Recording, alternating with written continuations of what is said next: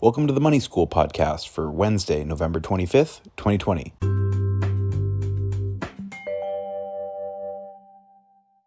What's going on, everybody? I hope you had a good Wednesday. Wednesday kind of feels like Friday, Thanksgiving tomorrow. Kind of an unusual Thanksgiving, for a lot of people this year. With COVID, not being able to travel, see family. I know that's tough for a lot of people. But still, there's so much to be thankful for and so much, there's so many positive things going on that I think it's important to continue to acknowledge them and put those things front and center, because there's a lot of negative headlines in the news and all that kind of stuff, and it gets overwhelming at times. But there's so much good stuff happening, and we're going in the right direction in so many different ways. COVID in particular, it's hard to be positive about it at the moment. But, life is moving forward, and we're going to make do, and we're going to be okay with a lot of things. So just want to continue to be grateful and thankful. And I really appreciate my listeners, people that have reached out, that have, started listening to the podcast and thinking about money and investing and all of those things in a different way. Really, the conversations I've had have made the whole thing worth it, by itself. So I hope everybody has a good holiday and stays safe and, continues to, keep a positive mindset while everything just feels so wild out there. But wanted to have a quick couple of topics I wanted to touch today. First and foremost, being real estate. What's going on in housing right now is really interesting. As a lot of you guys know, I own a real estate brokerage. We have 13 brokers in Portland and Southwest Washington. My position with that company just gives me a really broad view of what's going on in the market locally. But what I want to talk about is what's happening nationally and the impacts of COVID on real estate and how it's driving what's going on with our prices and our inventory and our interest rates. Just really, really fascinating stuff. So I think the way to look at it is to take a couple of steps back. And what happened when COVID hit and people were forced to be at home, and it shifted fundamentally the labor force from needing to be geographically attached to your job towards work from home, but moreover, work from anywhere. And that has been reinforced over the months since March and February and March, and in the psyche of the American, consumer or citizen. They've decided that they are going to leave large urban centers that are expensive, and they're going to go towards lower tax, cheaper, more affordable markets, and be able to work from home and work from the cloud and be able to leverage the internet. One of the things that I think is really hugely overlooked in a lot of this is personal state income tax and the taxes involved in running a business in a particular state, because that's what's driving a lot of the decisions when people are leaving, a state like California that has 13% income tax. And they're thinking, okay, I want to relocate this business and my employees, and we're going to go to a place that's going to be cheaper for us to operate and ultimately more profitable and better for the business. When they're looking around at their different alternatives, and they're in California and they look, and there's Oregon at 10.5% income tax, and there's Washington at 0, there's Idaho at 0, there's Nevada at 0, there's Arizona, Texas, Florida at 0. They don't even consider Oregon. And the California relocation buyer was driving the Portland market for a long time. And we see this really closely in our own real estate business, with the Oregon market now lagging. And that to me is, in a bigger sense, just a high tax market where jobs and real estate are taxed at a higher amount, and people factoring that into their higher level decision making of work from anywhere and wanting the least amount of friction with their income. We're seeing this play out with people moving from California to Texas, from New York to Nashville. A lot of these moves, people are making the same move, and the migratory pattern is a real pattern that's in the news, and we're seeing it more and more play out. And that's going to continue to play as people are moving from places that are expensive to places that are cheaper. Secondarily from that, we're seeing people move from expensive places with less space to now needing to have their kids be educated at home, play at home, relax at home, live at home, never getting a break from being at home, needing more space, and also people working from their house. They just need more space where they live. And one of the ways that that's playing out nationally is a move to the suburbs. And we're seeing just a huge boom towards single family housing that has a yard and has an extra bedroom or a den. And there's just not enough supply. And this is the part that's really driving markets higher, is there's just no inventory. The third part of COVID, of people going, the labor force decentralizing and going work from anywhere is one, moving towards places that are lower tax, and then moving towards larger spaces is two. And then the third part of this inventory situation is people don't want the public walking through their house, especially, if they're saying you can't have Thanksgiving because you can't have people around. The impact on people wanting to list their home for the public to have people walk through. I mean, the next 2-3 months, we've been planning for this on the real estate side, on the brokerage side. Our inventory is going to go, not to zero, but as close to zero as it can get for, really until the week after Christmas kind of thaws out. And then you get a lot of enthusiasm and the market kind of picks up. Things have kind of shifted because typically, like in our markets of Portland and Southwest Washington, and this is, similar all over the country, you have kids go to school and then they get out for summer, and then people go on vacation. And then they get back from vacation and they buy a house and they move. And the summer months are their busy months, and they want to have their house done, and their deal, their transaction settled so their kids are in the boundary so they can get ready for school in the fall. What happened this year was, amidst the pandemic, people weren't going back to school. And people were kind of just summer blurred into fall.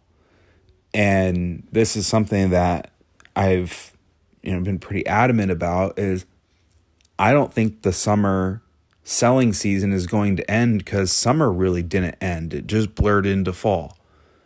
And people are still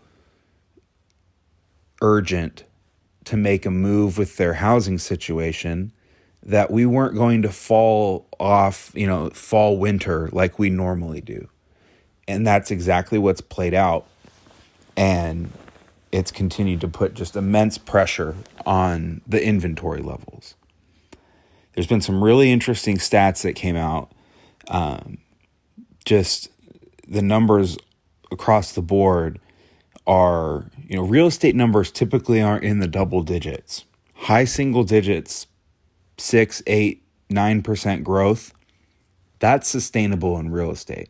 Some of these numbers that have come out are really pretty incredible.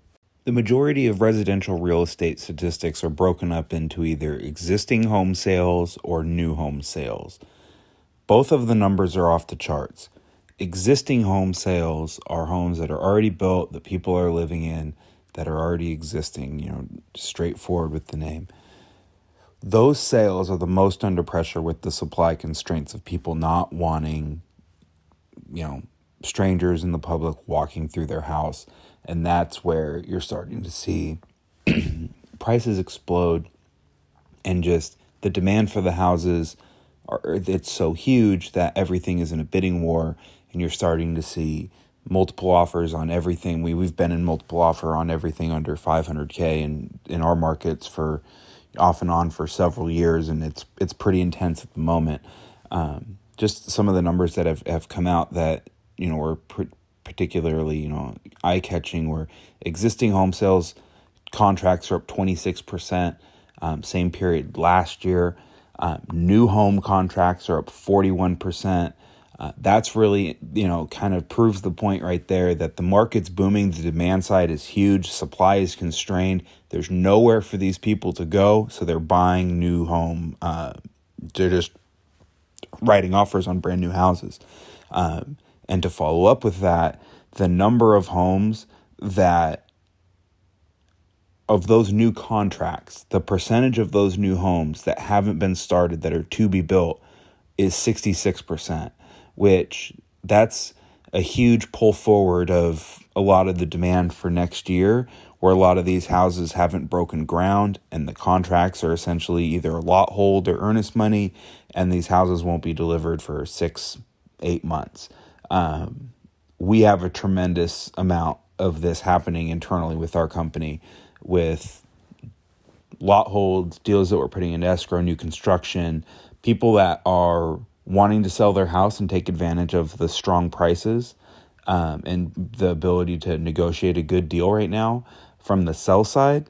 And then they don't really have anywhere to go. And a lot of folks are just buying new construction with a lot hold, with a plan to put their house on the market in the spring. And that's what they're doing. They're locking in their price on a house now with the anticipation that the inventory is only going to drive things higher. And they're either doing the swap now if they can find something. There is some new construction that's being built and delivered slowly. They become available and they get gobbled up real quick. And that's where a lot of the existing listings are going, where they're selling a house and they're making the move. A lot of people are preferring new. And all of the trends are up. New home buyer, investor, cash buyer, all of those demographics, luxury, they're all way up. The buyer that's down on volume is the, under 400K, but that's only because those houses don't exist. If those houses in that inventory was there, the demand is enormous and they'd get bought up in a heartbeat. The inventory is not there, so those deals aren't happening, so the volume is down. So everything in real estate is just continuing to boom and boom and boom. And one of the ideas in COVID that in the new economy of what we're building, after this is these adoption, things that are getting pulled forward, things that were happening maybe already, but they greatly benefit from a change in the direction that the world has gone or taken over the last, 6 to 8 months. And maybe it's made those systems more popular, like Zoom video. That has pulled forward adoption. People have tried that, and that is going to be something that's going to stick around forever.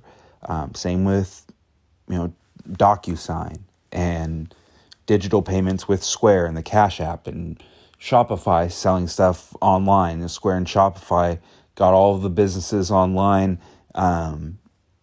selling, retail goods and everything really pretty quickly, and digitized a ton of businesses. The digitization of business is something that got pulled forward, but was a lot of times, in a lot of instances, the pull forward of adoption and not just consumption.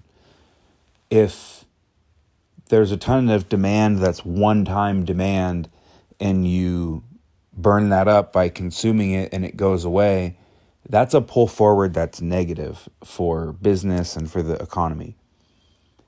I think what's happening much more across the board is there's a pull forward of adoption of, software as a service and all of these different products that people aren't going to go away from, like senior citizens using grocery delivery and, Peloton bikes. And that's not going to go. People using Peloton aren't going to stop using Peloton when there's a vaccine. Maybe they'll do both, or maybe they'll do whatever. They're not going to sell their Peloton. They're not going to drop their subscription. And if you go into the Peloton, website to buy one, the backlog is 2 months. The demand is huge there. And that was a pull forward that, maybe or maybe not, that wouldn't have happened as aggressively without COVID. But that was a product that was already popular before, and it benefited in the short term, and now will be something that'll likely stay around. Of a lot of those products, that's, I think it's really interesting to see how, everything, the way I look at COVID is everything that was already happening is just happening faster and is happening now. And I think the net benefit of that is positive because we have accelerated a lot of things. The amount of debt that the country is producing is the negative, ramification there.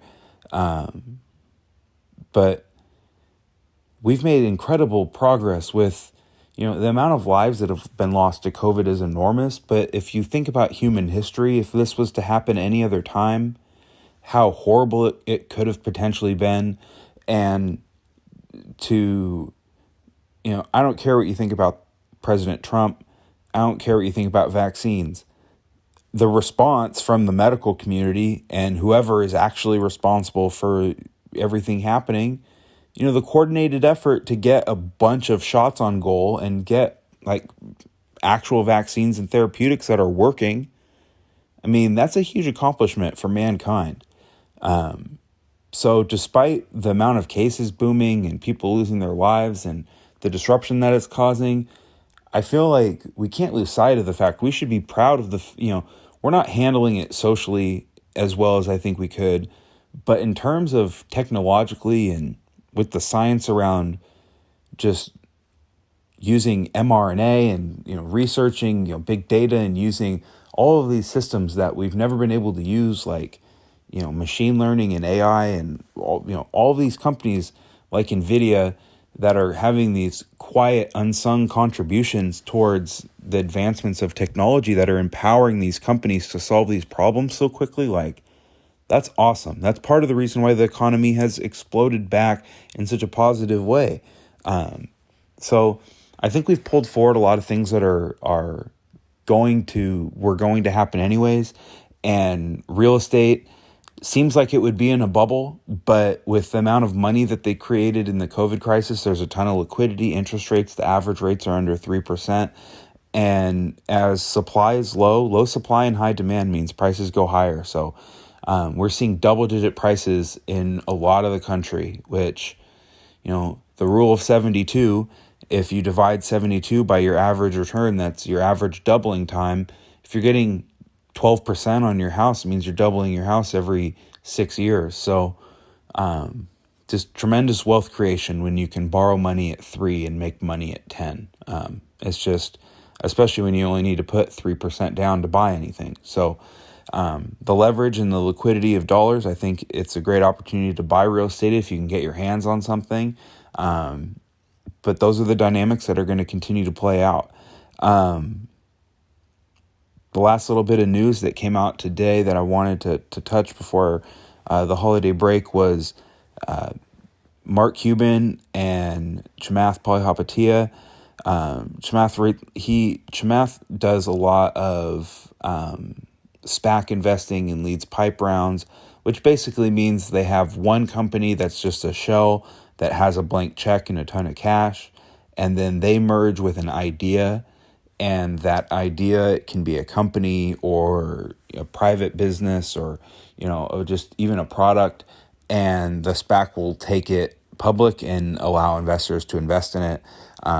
Their most recent one that they just announced is Metro Mile, which is an insurance.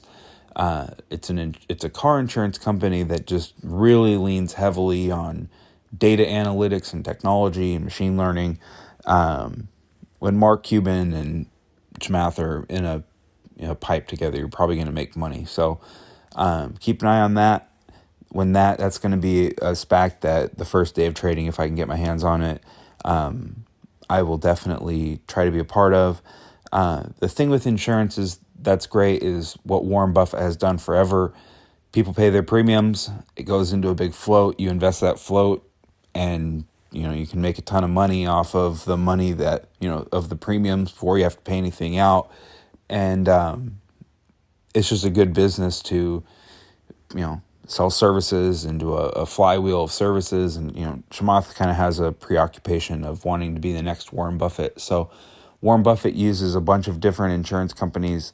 The main one is Geico. Metro Mile is going to go right at that. So that'll be interesting to see how that all plays out. But that got announced, and that's one that I'll want to be a part of if I can. So 2 podcasts, 2 days, back to back. Maybe I'll do another one tomorrow. Just wanted to check in again, make sure everybody's having a good holiday. Thanks again for all of your support. Thanks for listening. I really appreciate you guys, like I said, more than you can imagine. So take care of yourselves, be safe, and I'll talk to you soon.